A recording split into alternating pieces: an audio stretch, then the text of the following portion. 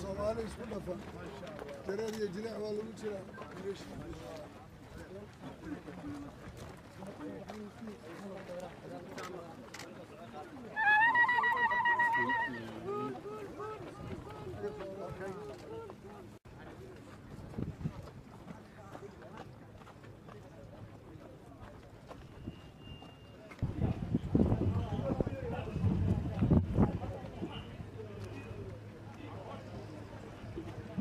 mudane madaxweyne halkan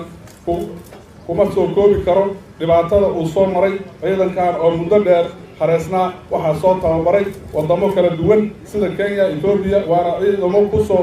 firfircoon howlgallada ay ka hortagayaan cadowga ummadooda waxay hadda diyaar u yihiin in la qalabeeyo si ay uga gutaan waajibaadkooda qaran si wax tar leh howlaha ay u fuliyaan ciidanka ilaalinta nabadgelyada ee midowga Afrika ay fuliyaan inay iyagu qaataan kaalintaas oo ay la wareegaan ayay diyaar u yihiin ciidanka mudane madaxweyne askariga aan ku amaanayno mas'uuliyadda ilaalinta shacabka amniga iyo sharciga waa inuu xuquuqdiisa helo si aan u guul gaarno la dagaalanka argagixisada si aan u horumarno dhammaan ciidamadana iyo waddankanaga dhammaantiisa soo dhawo madaxweyne بسم الله الرحمن الرحيم وبين نستعين على امر الدين والدين صلى الله على سيدنا محمد وعلى اله وصحبه وسلم وحنا جمهورية فدرالك Soomaaliya iyo waftiga la socdo ay ka mid yihiin taliyaha xoogga wasiirka arrimaha gudaha wasiirada badan xildhibaano iyo senatarro inta dowlad goboleedka Jubbaland saraakiisha saxaafadda kulligiin salaamu calaykum waraxmatullahi wabarakaatuh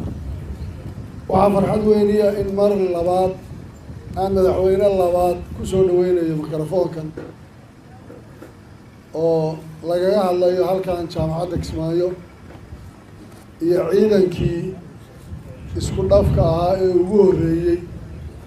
oo ay soo qabanqaabisay wasaaradda gaashaandhigga mudane madaxweyne sida uu taliyaha xoogga iyo taliyaha qaybta 43 sida uu ahaa heshiiskii in la qaybaha loo dhiseeyey ay ka hadleen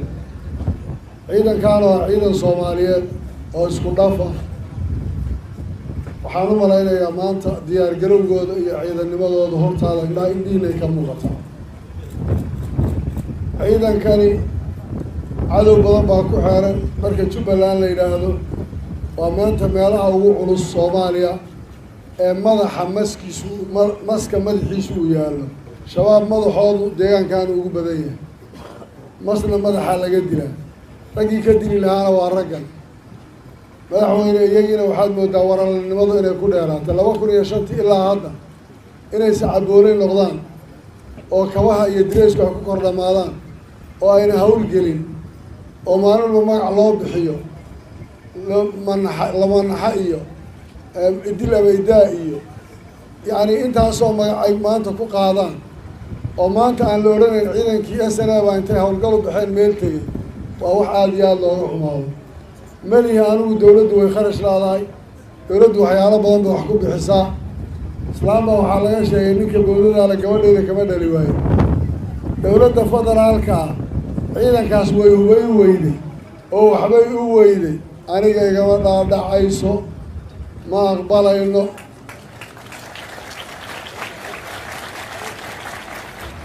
ma aha wax suurtagala annagoon dhaqaalahaynin oo waxba gacanteeda aynu ku jirin ciidamaan tababaray hubkoodii baan soo jaqabsanay maanta waxaan u hubayn laanahay kuwa tababarka ku jireed u tegi doonta ee kale kuwaanaan la hubayni way nagu adag tahay in la hubeeyo oo maalin walba ciidan kale hortooda lagu dhiso mudane madaxweyne waxaan kaa rabnaa gaadiidkii loo keenay wakaas hal baabuur Jubbaland kaba inay isticmaali maanta dowladda federaalka waxaan uga joogaa taliya xoogguna waa joogaa madaxweynehina wuu joogaa war ciidankaas muddadaasaan wax u keenaynaa waxaan isku soo gurudnaba maanta waan u diyaar garoobaynaa ciidanka waa la hubeynayaa iyo maye intaad kala celcelisaan Jubbaland dib ha ugu noqdeen oo idinku u tashada labadaa jawaabood baan ka sugaya dowladda federaalka.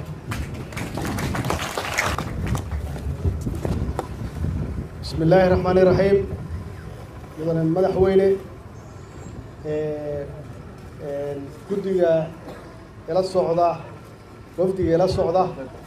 oo golaha wasiirada xildhibaanada labada aqal iyo xildhibaanada Jubbaland iyo wasiiradooda guud ahaan dadweynaha halkan jooga iyo ciidamada qalabka sida waxaan ku salaamay assalaamu calaykum wa rahmatullaahi wa barakaatuh. madaxweyne waxaan kaaga mahadcelinayaa sida wanaagsan oo sharafta badan aad aniga iyo wafdigayga aad noo soo dhaweyseen wasiiradeeda iyo xildhibaanada sharafta leh aad noo soo dhaweyseen iyo sida wanaagsan ee reer Jubbaland oo gacmaha furan oo qalbiga furan oo waaltinimada leh aad noo soo dhaweyseen oo farxadda leh waan kaaga mahadcelinaynaa. waxaan kaloo aan kaaga mahadcelinayaa madaxweyne runtii hawsha baahsan oo wanaagsan oo aad magaaladan ka qabatay oo ugu horeyso nabadda inaad nabadaysay oo warbixinadan helayo ay tahay magaaladan in la socon karo qof walba oo mas'uul ah meesha roo mari karo mas'uuliyiintu inay xafiisyadooda ku yaalaan in magaalada degan yihiin iyagoo la waardiyeeyay. runtii taas waxaan oran karaa waa horumar aan doonayno inaan higsano annagu haddaan nahay dowladdii federaalka haddaan shacabka reer Kismaayo iyo reer Puntland iyo Jubbaland raalli ahow hilmaan hadal kuma jiro iyo mas'uuliyiintaba waxaan ka codsanayaa inay la shaqeeyaan oo ay gacan siiyaan madaxweynaha Axmed Madoobe sida wanaagsan uu hawsha hufan uu maxaan ku raahdaa maamul goboleedka ama dowlad goboleedkan ugu hayo in gacan aan wada siino annagana wixii karaan keenaa haddaan nahay dowladdii federaalka ka kalmayna insha Allah hadduu Ilaahay yiraahdo. halkan maanta waxaan u imid booqasho aan iraahdo salaan iyo inaan helo warbixinta magaaladan ka jirta iyo gaar ahaan ciidamadan qalabka sida oo hadda kulli warbixintooda aan hayo oo ay tahay inay dhamaysteen tababarkoodii muddo 1 sano iyo bar ah ayna yihiin ciidamo isku dhafan oo u diyaarsan inay dalkooda difaacaan cadowgooda ka difaacaan. runtiina aan ognahay inay jirto duruufo adag oo meesha yaalla oo xaqiiqo ah oo aan doonayno inaan daboolno hadduu Ilaahay yiraahdo. laakiin haddee hawshu ma wada xuma waxaan leeyahay mushaharadiina waa hesheen 4 bilood iyo 5 bilood haddii ugu dambeysay iyo wixii aad u baahneedeen hadda waxa weeye inaad howl gashaan oo aad heshaan qalabkii iyo agabkii aad ku howlgal lahaydeen si aan uga hortagno cadowga horarka ay ummadda Soomaaliyeed u diiday nabadda iyo horumarka u diiday. waxaan aaminsanahay inaad diyaar u tihiin soo maaha diyaar ma tihiin annagu haddaan nahay dowladdii federaalka insha Allah hadduu Ilaahay yiraahdo waxa idinka haray ama waxa idin dhiman waa soo dhamaystirinaa insha Allah inuu Ilaahay hadduu Ilaahay yiraahdo. waxaan aaminsanahay markaad heshaan wixii aad u baahneedeen qalabkiinii iyo wixii idinku tababaray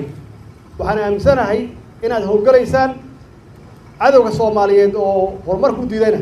inaad ka hortagaysaan aad u diyaarsan tihiin soo ma diyaarsanidin ma u diyaarsan tihiin annaguna waxaan ugu ballanaa inaan idinkeena qalabkii iyo hubkii aad u baahneedeen insha Allah. Soomaaliya ha noolaato